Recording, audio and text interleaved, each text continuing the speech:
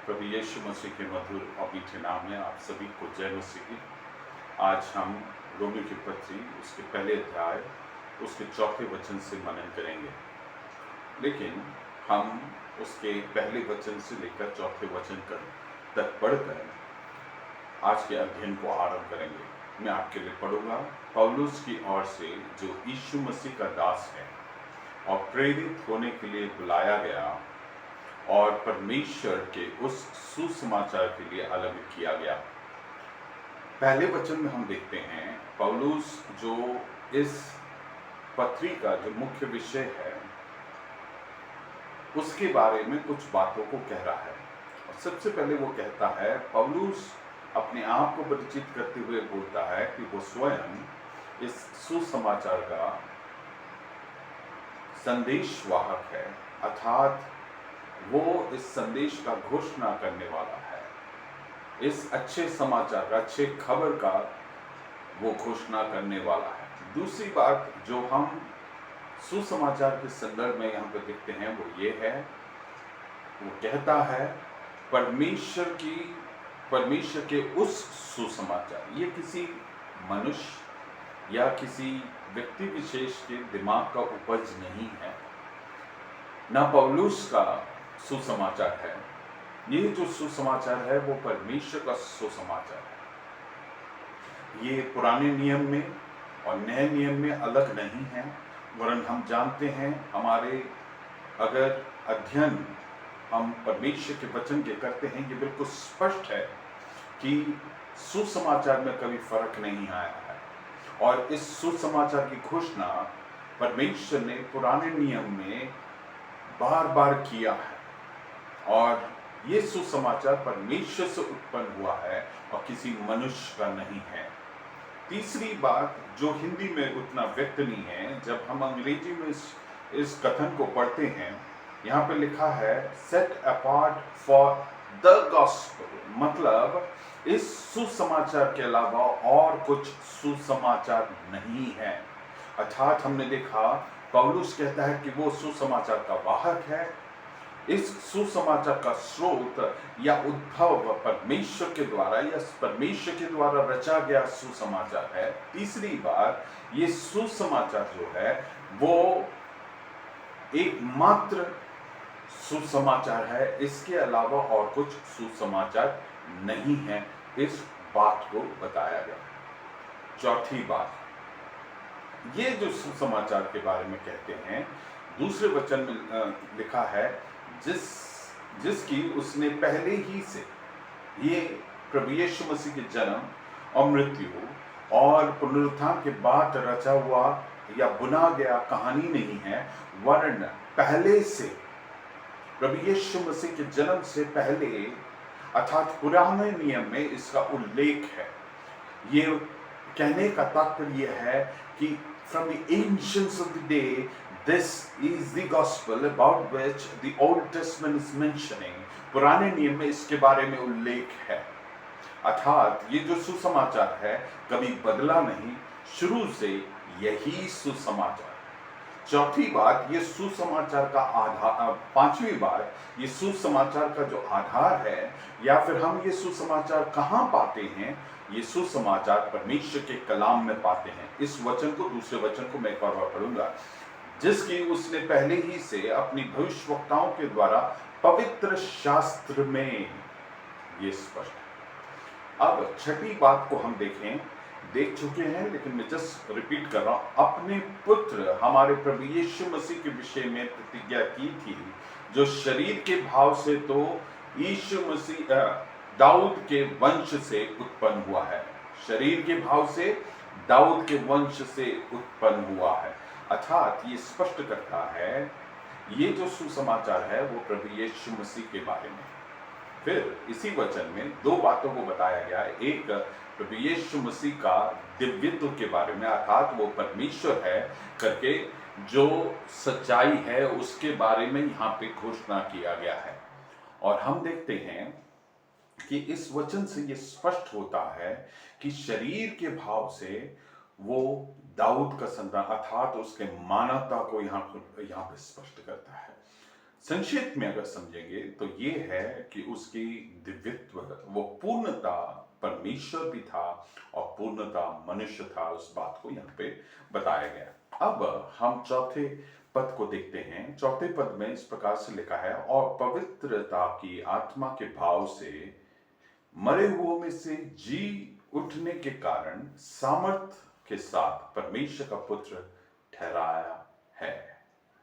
हमें जो शब्द है ठहराया है, अंग्रेजी में लिखा है declared, declared son of God and was declared to be the son of God। जब हम इस वक्तव्य को पढ़ते हैं, कई बार हो सकता है हमारे जहन में ये प्रश्न उठे कि वो अब परमेश्वर का पुत्र ठहराया गया। ऐसा नहीं है मेरे प्रियो, समझने की जरूरत है। युगान युग से वो परमेश्वर का पुत्र है, इसलिए तीसरे वचन में उस बात को बताया है। अब पुनरुत्थान की बात कर कर वो उसको दोहरा रहा है, अर्थात पहले से वो परमेश्वर का पुत्र था, और जब उसका जन्म मरियम से हुआ तब वो दाऊद का संतान कहलाया, वो शरीर के भाव से। उसका यह अर्थ नहीं है कि प्रभु यीशु मसीह का जीवन का आरंभ जो है वो मरियम से जब उसने जन्म लिया तब हुआ। यूहन्ना रचित सुसमाचार उसके पहले अध्याय उसके पहले वचन में इस प्रकार से लिखा है, आदि में वचन था, वचन परमेश्वर के साथ था और वचन परमेश्वर था। बहुत ही स्पष्ट रीति से इस बात को वो बखान करता है कि जो वचन है वो परमेश्वर था।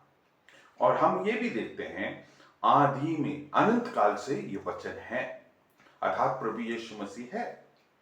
और उसके उसी वचन के दूसरे भाग में कहता है, वचन परमेश्वर के साथ साथ था, वे एक दूसरे से कभी अलग नहीं हो सकते। अगर थोड़ा सा और आगे कहें, पिता पुत्र और पवित्र आत्मा तीनों जो है, तीनों व्यक्तित्व है त्रि एक परमेश्वर का, ये एक दूसरे से अलग कभी नहीं होंगे और हो नहीं सकते। वो साथ साथ संगति करते हैं में। और वो परमेश्वर अनंत काल से, अर्थात प्रभु यीशु मसीह अनंत काल से पिता के साथ संगति में है। वो परमेश्वर है करके और ज्यादा स्पष्ट हो जाता है जब वो पुनरुत्थित होता है। इसके लिए डिक्लेयर के लिए जो शब्द इस्तेमाल हुआ है वो हॉरिज़ॉन करके एक शब्द इस्तेमाल हुआ है, जिससे अंग्रेजी में शब्द आता है हॉरिज़ॉन। तो इसका अर्थ है दो चीजों को अलग करने वाला, अर्थात ये बता रहा है बाकी सबसे प्रभु यीशु मसीह को अलग करने वाला। सारे धर्म गुरुओं से, बाकी सारी देवी देवताएं जो अपने आप को परमेश्वर कहते हैं, दावा करते हैं, वो ये भी कभी नहीं दावा किए हैं कि वो मरियों में से जी उठे हैं, जी उठ सकते हैं। मेरे प्रियो, ये प्रमाणित करता है निर्विरोध कि प्रभु यीशु मसीह परमेश्वर है करके। चौथे पद में इस बात को बिल्कुल नेल कर दिया है कि प्रभु यीशु मसीह परमेश्वर है। मेरे प्रियो, ये जो चौथा वचन है या फिर प्रभु यीशु मसीह का जो पुनरुत्थान है, वो इस बात को स्पष्ट करता है कि प्रभु यीशु मसीह अपने मृत्यु से पहले जो घोषणाएं कर रहा था कि वो मरे हुए में से जी उठेगा, वो पूर्णता सत्य है करके इस वचन के द्वारा हमें सीखने मिलता है। प्रभु यीशु मसीह ने यूहन्ना रचित सुसमाचार उसके दूसरे अध्याय उसके 19वें पद में इस प्रकार से कहा कि इस मंदिर को तुम नष्ट करो और तीसरे दिन मैं इसे पुनः स्थापित कर दूंगा। यहां पे मंदिर जो शब्द है वो अपने सिलसिले में कह रहा था कि मेरा शरीर जो है मंदिर है, इसे ढा दो या इसे मार डालो, लेकिन तीसरे दिन मैं जी उठूंगा।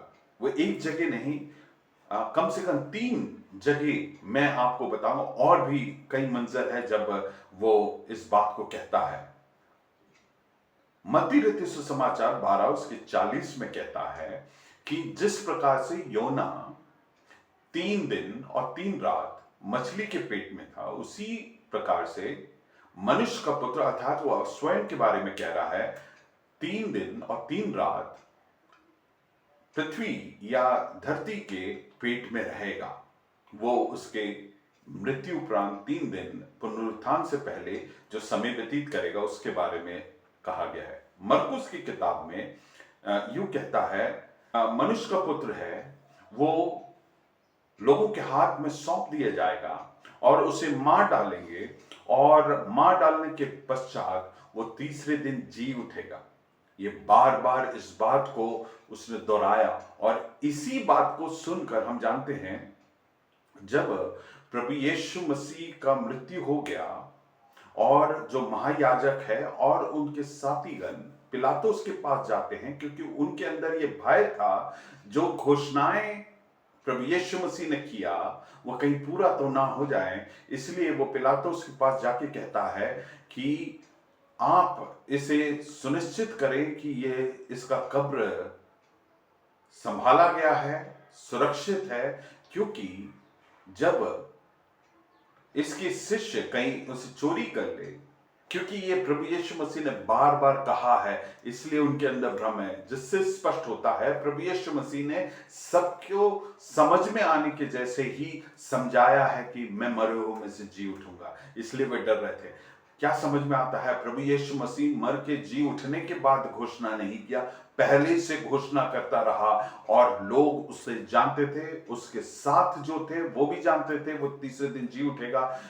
विश्वास किए नहीं किए वो एक अलग बात है, लेकिन जो अविश्वास करते थे, इसके विरोध में थे, वो भी इस बात को जानते थे कि प्रभु यीशु मसीह ने इस बात की घोषणा किया है वो तीसरे दिन जी उठेगा, और वो तीसरे दिन जी उठा है। मेरे प्रियो, ये जो वास्तविकता है ये हम सारे विश्वासियों के लिए बड़े हियाव की बात है। पहली हियाव की बात यह है, हमारा परमेश्वर ने जो कुछ भी परमेश्वर के वचन में बताया है वो सत्य है, और हाँ और आमीन में पूरा होगा। इसलिए परमेश्वर के वचन में कही हुई हर बात पर हम विश्वास करते हैं, और वो विश्वसनीय है, उसका प्रमाण देता है। उसमें जो आज्ञाएं हैं, जो वायदे हैं, वो निश्चित पूरा हो गया। दूसरी बात, परमेश्वर के वचन में जो बातें हैं वो सत्य होने के कारण हमें ये मालूम है प्रभु यीशु मसीह दोबारा लौट के आएगा, और वो जब लौट के आएगा हमारे न्याय करने के लिए आएगा। पहले आगमन में वो हमारा उद्धार करने के लिए आया, दूसरे आगमन में वो हमारा न्याय करने के लिए आएगा। मेरे प्रियो, बड़े सतर्कता के साथ, संवेदनशील होकर हम अपने जीवन को परमेश्वर के वचन के अनुसार पूर्ण आज्ञाकारिता में हम अपने जीवन को व्यतीत करने पाए। आमीन। हम जब आगे बढ़ते हैं, यहाँ पे हम देखते हैं, यहाँ पे इस वचन में एक और बार गौर करेंगे चौथे वचन को, और पवित्रता की आत्मा के भाव से मरे हुओं में से उठने के कारण, मरे हुओं में से उठने के कारण, पवित्रता के आत्मा के भाव से। यहाँ पे जो चौथे पद को जब पढ़ते हैं हमें लगता है केवल पवित्र आत्मा इस कार्य में, अर्थात प्रभु यीशु मसीह को मरे हुए में से जिलाने में वो कार्यरत था।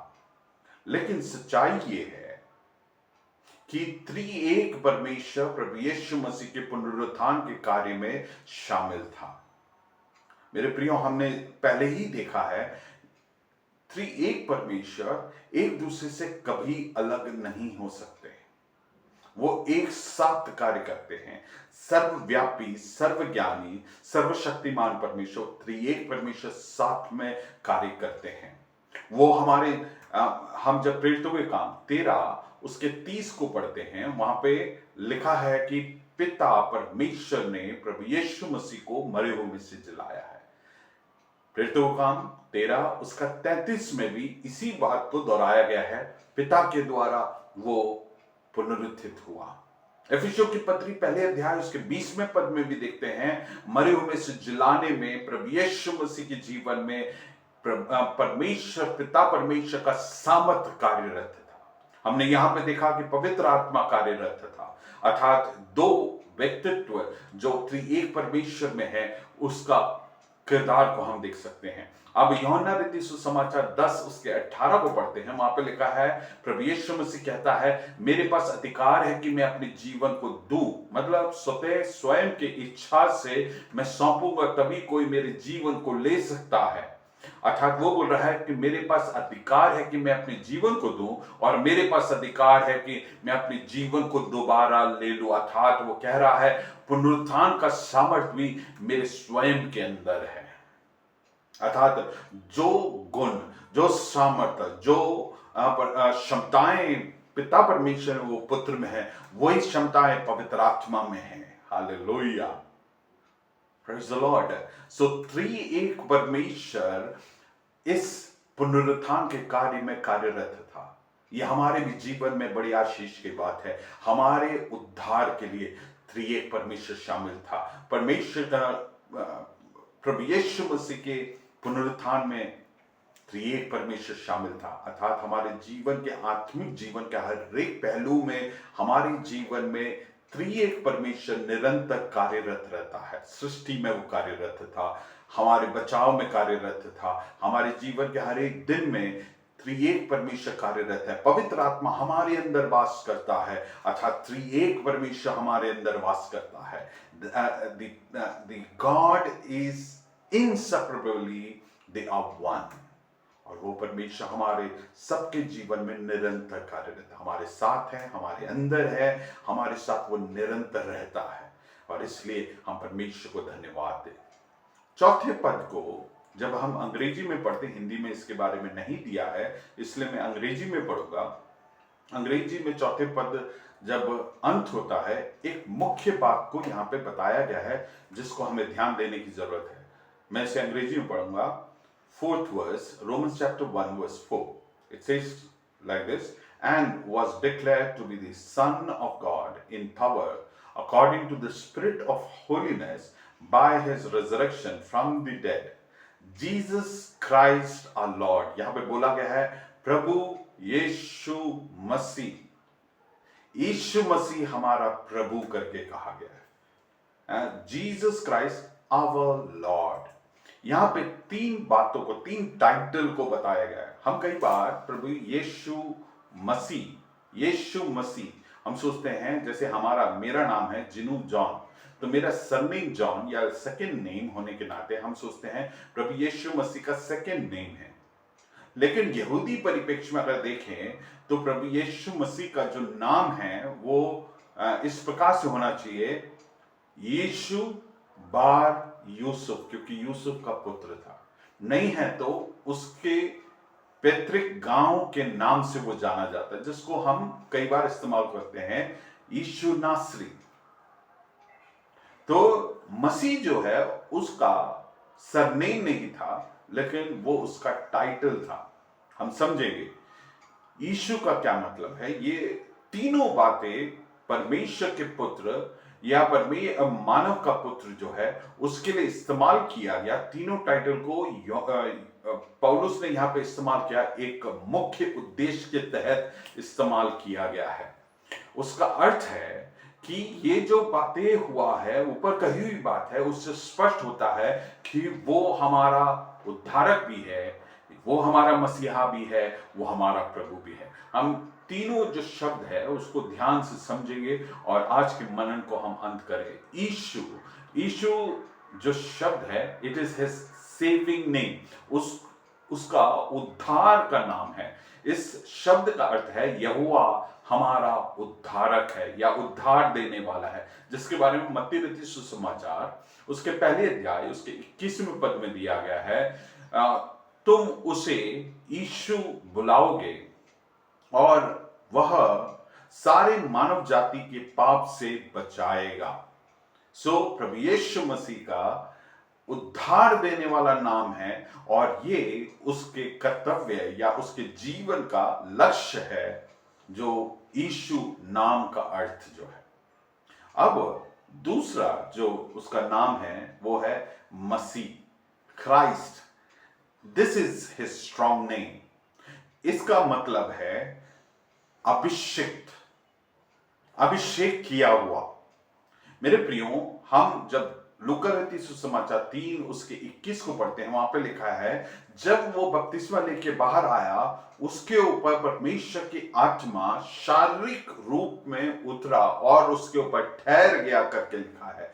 अर्थात उसको पवित्र आत्मा के द्वारा अभिषिक्त किया गया ताकि उसके सार्वजनिक जो सेवकाई है उसके लिए उसका आरंभ करने पाए। बोलने का अर्थ यह है कि जो उसके जीवन में उद्देश्य, उसका मिशन जो है, परमेश्वर की जो योजना उसके जीवन में, उसको पूरा करने के लिए परमेश्वर ने उसे अभिषेक किया। अर्थात हमें समझने की जरूरत है, प्रभु यीशु मसीह अगर अभिषेक नहीं किया जाता तो उसकी शारीरिक दशा में वो उन यातनाओं को नहीं सह पाता, ना उसके जीवन में जो पाप की परीक्षाएं आए उसके ऊपर जय को नहीं प्राप्त कर पाता। वो पाप के ऊपर जय निष्कलंक होके वो जी पाया क्योंकि उसके ऊपर वो अभिषेक था। उसने सब कुछ जो किया और कलवरी क्रूस में जो उसके जीवन में यातनाएं थी और परमेश्वर की जो योजना था, ये सब वो अपने जीवन में पूर्णता कर पाया क्योंकि उसके ऊपर पवित्र आत्मा का अभिषेक था, क्योंकि वो अभिषिक्त था। परमेश्वर हमारे ऊपर जो अभिषेक उंडेलता है उसका उद्देश्य यह है कि हम परमेश्वर की योजना जो परमेश्वर की हमारे ऊपर है वो पूर्ण कर पाए। और प्रभु यीशु मसीह अभिषिक्त होने के नाते उसने उसके मानव होने की दशा में वो उन कार्यों को पूरा कर पाए। मेरे प्रियो, हमारे भी जीवनों में हम जाने ये वचन के द्वारा कि हम कुछ भी हमारे जीवन में नहीं कर सकते हैं। परमेश्वर की जो योजनाएं हमारे जीवन में हम अपनी क्षमता में, हमारी योग्यता में, हमारे ज्ञान के कारण, हमारे तजुर्बे के कारण नहीं कर सकते हैं, वरन अगर हमारे ऊपर परमेश्वर के अभिषेक है और मात्र परमेश्वर के अभिषेक है, उस अलौकिक सामर्थ्य, सुपरनैचुरल पावर के कारण ही हम कर सकते हैं। प्रभु यीशु मसीह उन यातनाओं को सह पाया क्योंकि उसके ऊपर परमेश्वर का अभिषेक था। He was anointed to fulfill the purpose of God, that is to save the human mankind. मानव जाति को बचाने का उस उद्देश्य, और उसके लिए जो कुछ भी करना पड़ा उसके लिए उसे अभिषेक किया गया। तीसरी बात, ये जो नाम है प्रभु, वो उसका संप्रभुता का नाम है। अर्थात प्रभु यीशु मसीह कलवरी क्रूस में चढ़ाया गया, तीसरे दिन जी उठा, उसके कारण वो घोषित हो गया, ये स्पष्ट हो गया कि वो सबके ऊपर प्रभु है, अर्थात मृत्यु के ऊपर भी वो प्रभु है करके ये स्पष्ट हो गया है। यूनानी भाषा में जो शब्द इस्तेमाल हुआ है वो कुरियोस, कुरियोस का अर्थ है हाकिम, अधिकारी, सारी बातों पर प्रभुता करने वाला। यही भाव इस्तेमाल हुआ है फिलिपियों की पत्री उसके दूसरे अध्याय उसका 10 और 11 में। पौलुस इसमें ये बताता है क्योंकि वो मरे हुए में से जी उठा है, उसके कारण हर एक घुटना टिकेगा और हर एक जीभ मानेगा कि प्रभु यीशु मसीह ही प्रभु है। और इसी बात को वो इस चौथे पद में घोषणा कर रहा है कि प्रभु यीशु मसीह ही प्रभु है क्योंकि वो मरे हुए में से जी उठा है। ये और स्पष्ट हो गया है, ये और कॉन्क्रीट हो गया है कि प्रभु यीशु मसीह मरे हुए में से जी उठकर वो सबके ऊपर प्रभु है, अर्थात परमेश्वर है करके। मेरे प्रियो, 1 उसके 3 में प्रभु यीशु मसीह अनंतकालीन परमेश्वर का पुत्र है करके घोषणा किया, लेकिन जब चौथे पद में आते हैं वो अनंतकालीन पुत्र मसीहा भी है और सामर्थी और राज्य करने वाला प्रभु है करके स्पष्ट होता है। मेरे प्रियो, ये बात हमारे जीवन में बहुत महत्वपूर्ण भाग है कि वो प्रभु है। मेरे प्रियो, हमें हमारे जीवन में हमने जब प्रभु यीशु मसीह को उद्धारकर्ता करके ग्रहण किया, हमने उसे प्रभु जानकर मुंह से अंगीकार किया है। प्रियो, केवल वो एक वक्तव्य ना होने पाए, किसी ने बोला उसे हमने रिपीट किया ऐसा नहीं, वरन हमारे जीवन में वास्तविकता में वो प्रभुता में आने पाए, उसका राज्य हमारे जीवन में चलने पाए। वो सबका प्रभु है, ही इज लॉर्ड। ये जबरदस्ती नहीं है, लेकिन हम वॉलंटरली उस अच्छे प्रभु के अधीनता में अपने आप को सौंपे, क्योंकि उसके प्रभुता में जब हम जिएंगे हम अपने जीवन में परमेश्वर की इच्छा अनुसार जीने पाएंगे। मेरे प्रियो, इस बात को समझकर हम अपने जीवन को जिए। हमने आज सीखा कि वो मरे हुए से जी उठकर ये स्पष्ट किया कि वो हमारा उद्धारक है, हमारा मसीहा है और वो हमारा प्रभु है। और मेरे प्रियो, उसके मरे हुए में से जी उठने के कारण इस बात को और स्पष्ट कर दिया है कि वो जीवित परमेश्वर होने के नाते वो प्रभु है करके प्रमाणित हो गया है। निर्विरोध ये स्थापित हो गया है कि वो मरे हुए में से जी उठा। उसका जो कब्र है आज भी खुला हुआ है, वो प्रमाणित करता है कि वो मरे हुए में से जी उठा है। ये केवल हमारे पवित्र कलाम में नहीं कहा गया है, सैकड़ों लोगों ने, जो इतिहासकार है, इसके बारे में वो प्रमाण देते हैं। प्रभु यीशु मसीह जीवित था और मरे हुए में से जी उठा करके इसके बारे में कहते हैं। और इससे भी अधिक कई मसीही इतिहासकार भी इसका प्रमाण देते हैं। तो मेरे प्रियो, ये विश्वसनीय बात है कि प्रभु यीशु मसीह मरे हुए में से जी उठा है। आपका और हमारा प्रभु मरे हुए में से जी उठा है, जो एकमात्र अजूबा है जो किसी और के साथ, क्योंकि और जो कोई भी मरे हुए में से जी उठा है वो मरा। और एक और गौर करने वाली बात यह है, प्रभु यीशु मसीह ने पहले से कहा कि मरूंगा लेकिन मैं जी उठूंगा। ना लाजर ने कहा कि मैं चौथे दिन जी उठूंगा, मात्र प्रभु यीशु मसीह जो इसको दावा किया और अपने जीवन में उसके पूरा भी हुआ है। हम एक ऐसे परमेश्वर पर विश्वास करते हैं जो मरे हुए में से जी उठा है, वो आज भी जीवित है। अपने जीवनों को सौंपें। और अगर आपने प्रभु यीशु मसीह को अपना जीवन नहीं दिया है, मैं आपसे अनुरोध करूंगा, एकमात्र मार्ग है जिसके द्वारा आपका उद्धार हो सकता है, वो है प्रभु यीशु मसीह के नाम में। वचन में लिखा है, स्वर्ग के नीचे पृथ्वी पर और कोई दूसरा नाम नहीं है जिसके द्वारा हमारा उद्धार हो सकता है। इसलिए मेरे प्रियो, हमारे जीवन को सौंपे और इस यीशु मसीह को हमारे जीवन को दे और बोले कि मेरे पापों को तू क्षमा कर, मेरे जीवन में तू प्रभुता करने। आइए प्रार्थना करेंगे। पिता परमेश्वर, धन्यवाद देते हैं सुंदर समय के लिए। जितने श्रोतागण हैं उन्हें तू आशीषित कर, इस वचन के द्वारा उनके जीवन में और हियाव को दे, पर भरोसे को दे। परमेश्वर, हमें तेरे वचन की निगूढ़ बातों को समझने के लिए तूने मौका दिया। इस वचन के द्वारा हमारे जीवन परिवर्तित होने पाए। इस छोटी सी विनती को प्रभु यीशु के नाम में हम मांगते हैं, सुना ग्रहण कर, आमीन।